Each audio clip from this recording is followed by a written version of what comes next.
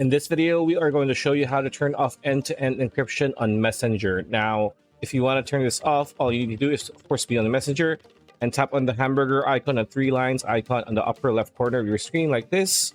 And here, what you want to do is tap on the cogwheel icon on the upper left corner like this.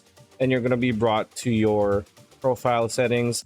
And what you want to do is under preference, you want to tap on privacy and safety. And here under security, you're going to see end-to-end encrypted chats. So what you want to do is tap on that. And what you want to do next is tap on message storage. Under message storage, what you want to do is tap on turn off secure storage here. It is labeled in red. After that, go back, go to security alerts. And what you want to do is tap on manage security alerts like this. And you need to disable these two and you are good to go. So that's pretty much it. That's a video. Hope you liked it. Like, comment, share, subscribe. Ring that bell icon. We will see you on the next one.